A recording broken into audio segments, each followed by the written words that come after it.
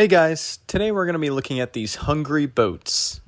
So basically here we have one of 100 boats all competing in a competition that lasts 2 minutes. Each boat is trying to eat as much of these orange circles as they can before the 2 minutes is up. What we're looking at right here is the result of this simulation after about 20 minutes of training. Each boat has a neural network that I designed. It's pretty simple, but it takes some inputs, which basically consist of what the boat can see, and there's two outputs that the boat can choose. It's either going forward, accelerating forward, or angular acceleration, so turning left or right. I made this simulation using the programming language Rust and the game engine Bevy because it allows me to program with a low-level language and, make something that's efficient and can run the simulation quick to do the many iterations while still being, modern and not too hard to work with.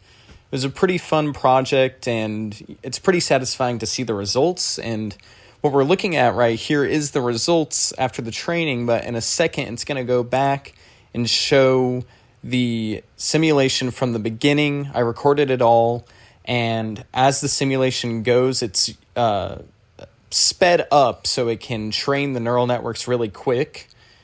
And then what we're looking at right here is just the real-time speed result.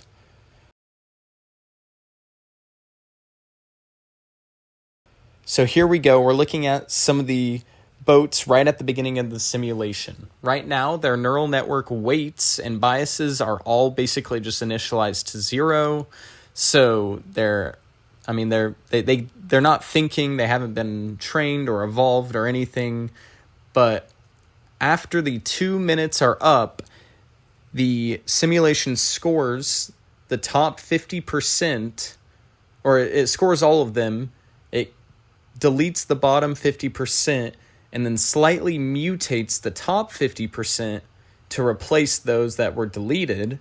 And over time, that loop rewards the best boats. And eventually we get what you saw at the beginning of the video, which was a boat that's able to detect the food, go towards it, and eat it. It's not perfect, but that was only 20 minutes of training.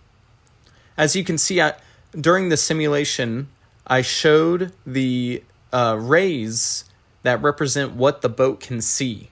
It has, I think, 12 rays going off of it, and those 12 rays are the input of the neural network that the boat uses to think.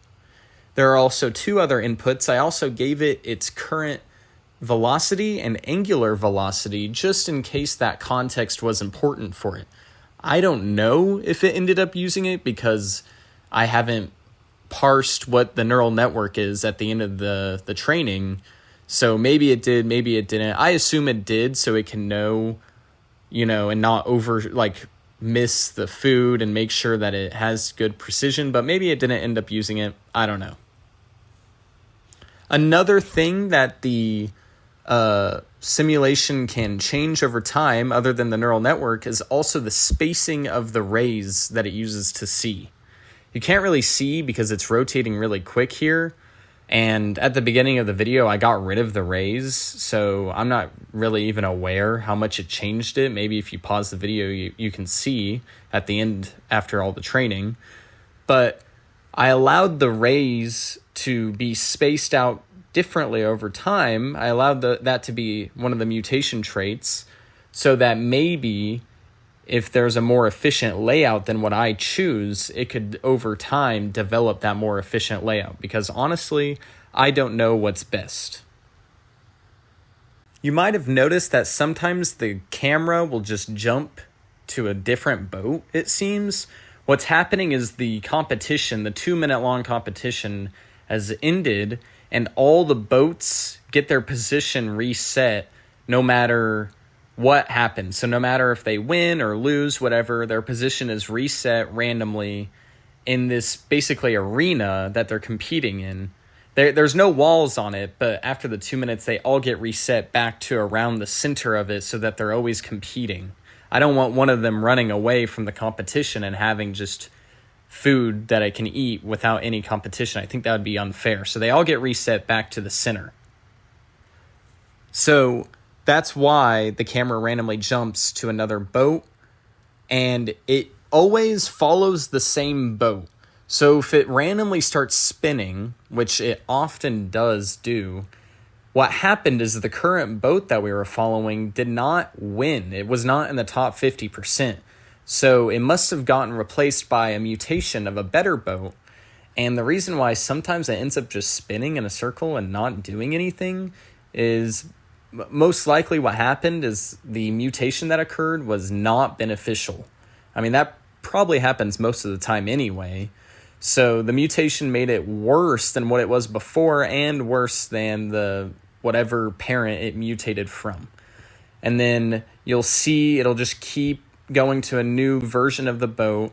It'll probably keep spinning around, but then eventually it'll get back on track because it got a mutation from a good parent that didn't make it completely useless.